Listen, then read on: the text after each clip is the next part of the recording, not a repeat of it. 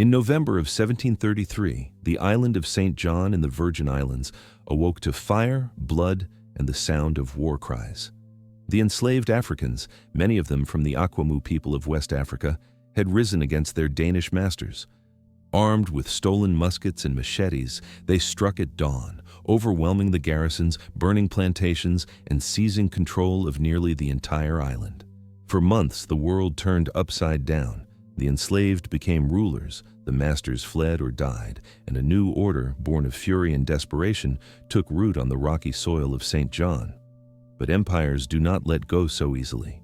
The Danes called on French troops from Martinique, and what followed was one of the bloodiest repressions in Caribbean history. This is the story of the 1733 St. John slave revolt, the uprising that nearly overturned colonial rule in the Virgin Islands and whose memory still lingers in the ruins, the soil, and the sea. The Virgin Islands in the early 18th century were islands of wealth for the few and suffering for the many.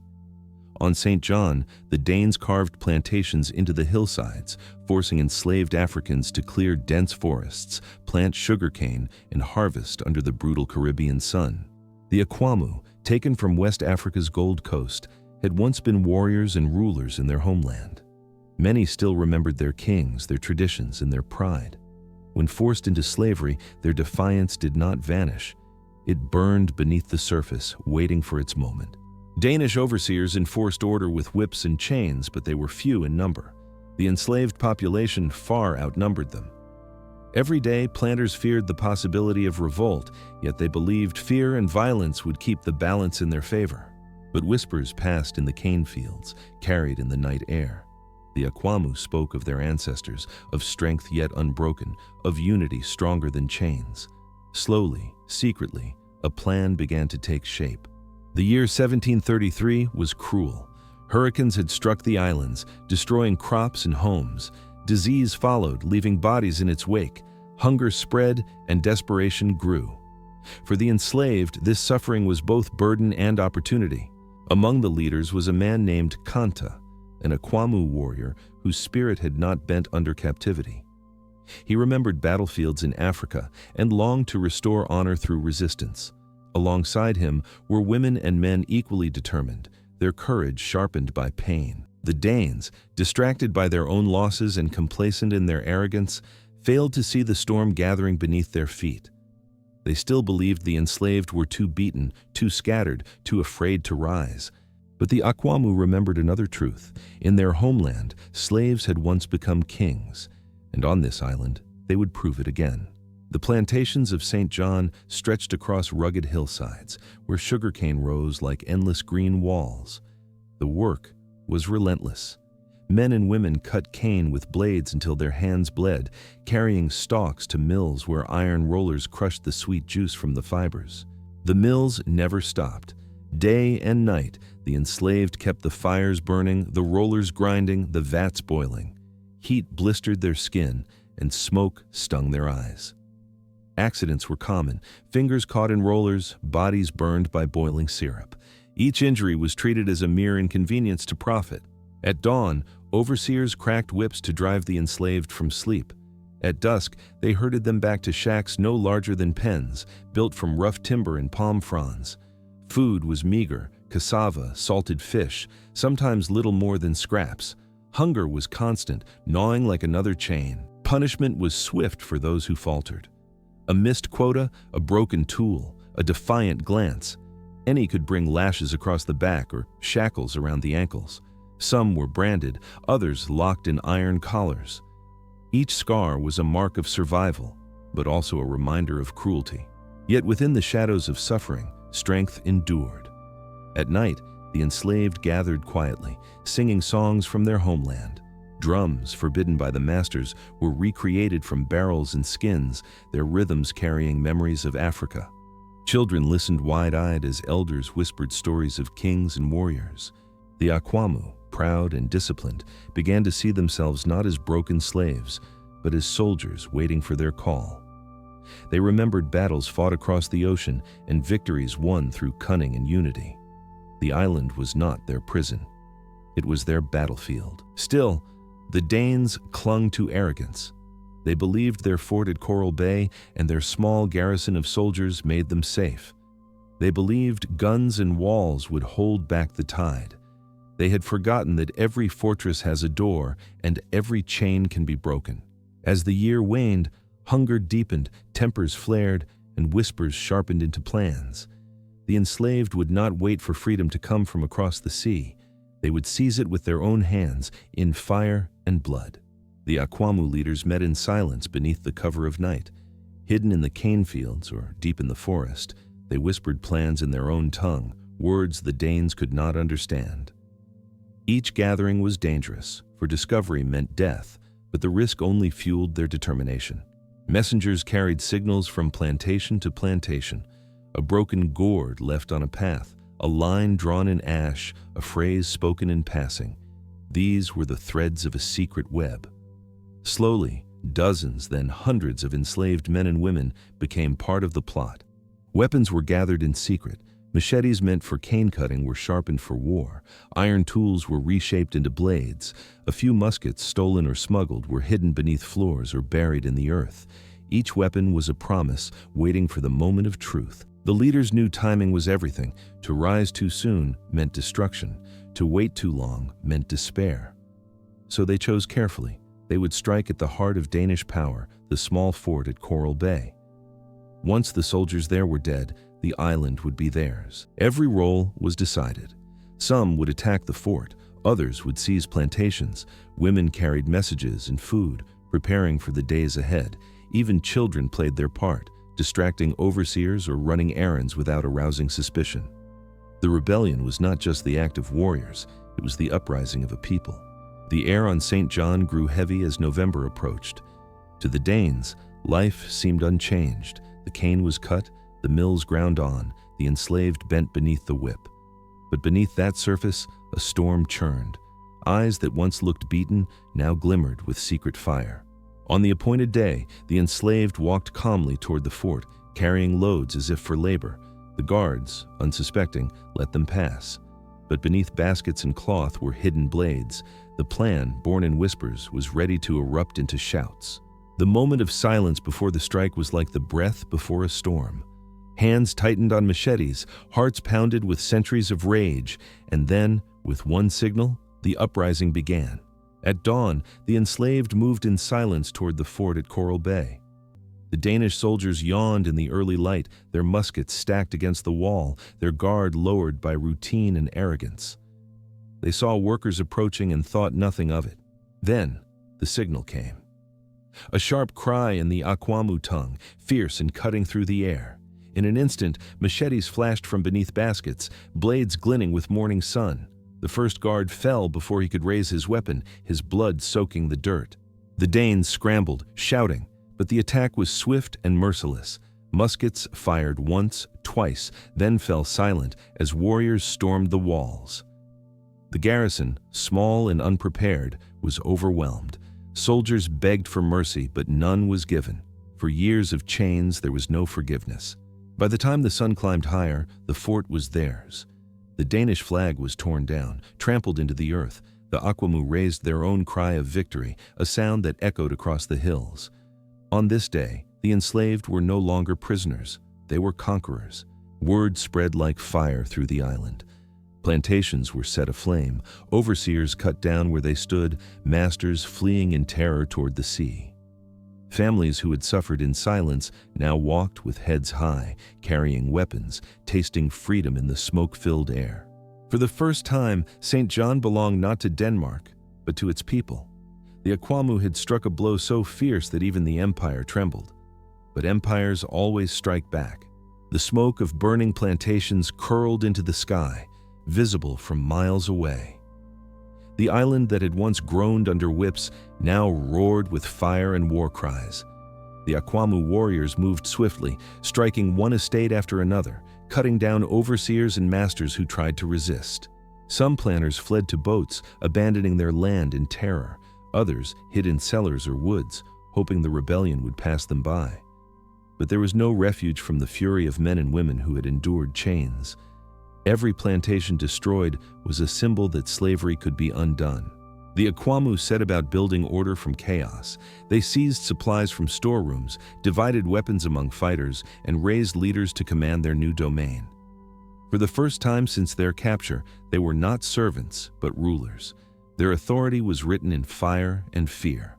For those still enslaved on the island, hope bloomed.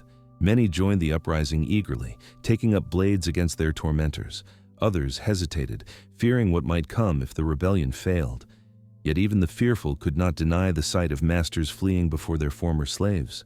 In the villages, songs of victory rose into the night. Fires burned bright as warriors painted their faces, celebrating triumph.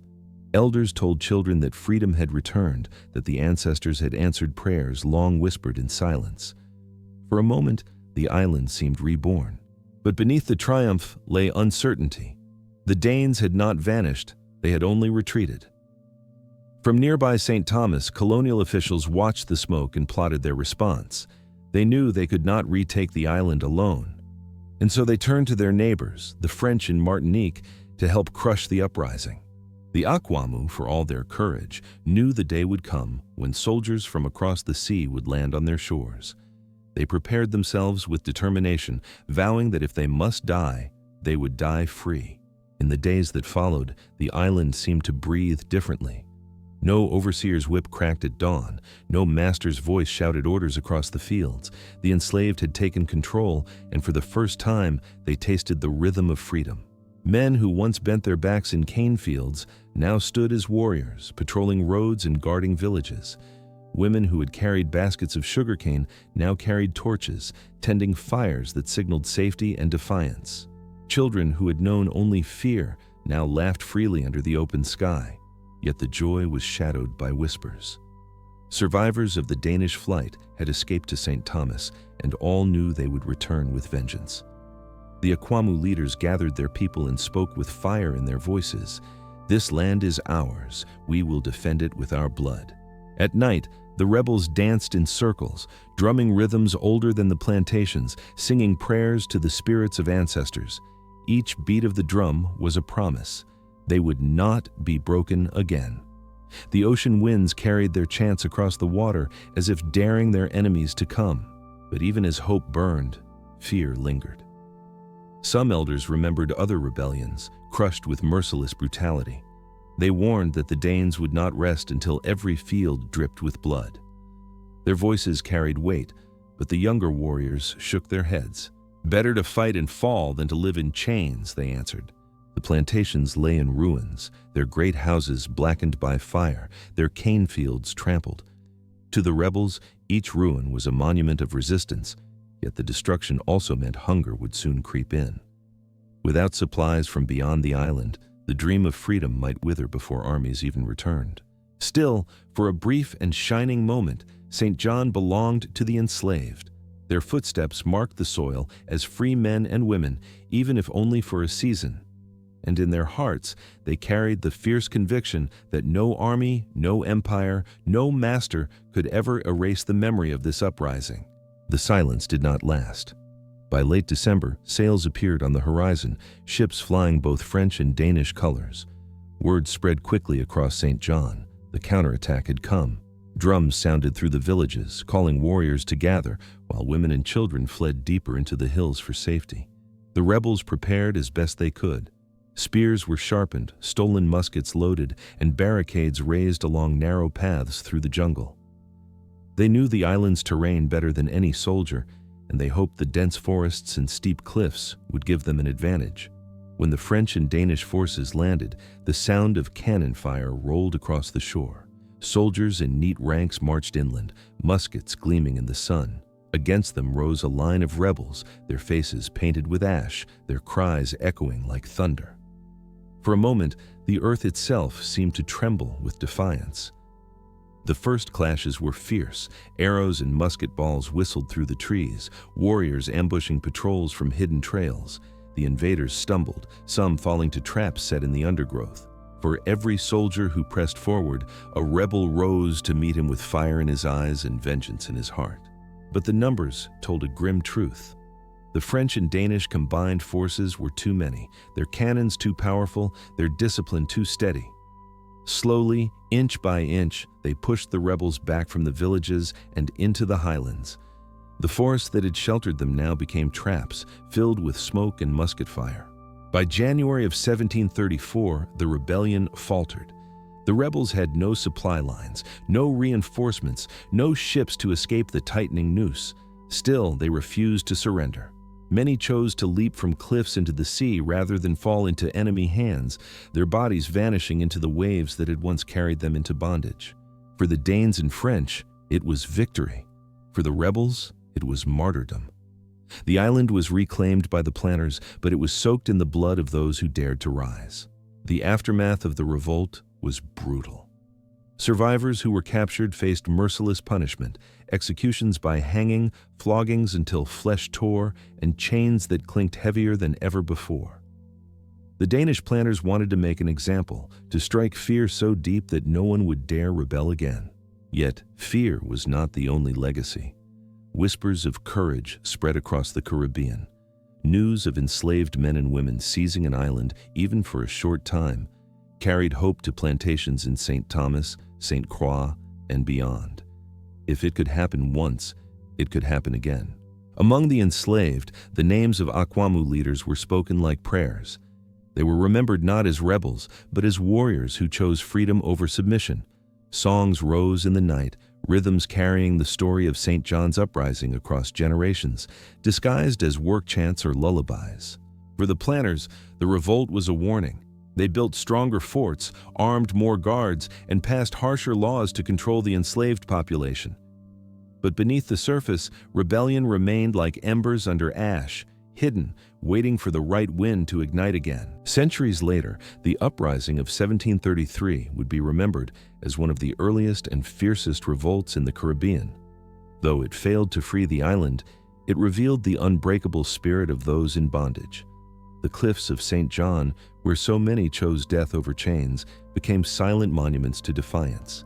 And in the memory of descendants, the story endured, not of defeat, but of bravery. The revolt of St. John was proof that even in the darkest days of slavery, freedom was dreamed, fought for, and claimed, if only for a fleeting, fiery season. The story of the St. John revolt reminds us that freedom was never given. It was seized at great cost by those who refused to bow. Their courage, though buried beneath centuries of silence, still speaks through the winds that sweep across the Virgin Islands. To remember them is to honor not only their sacrifice, but their vision of a world without chains.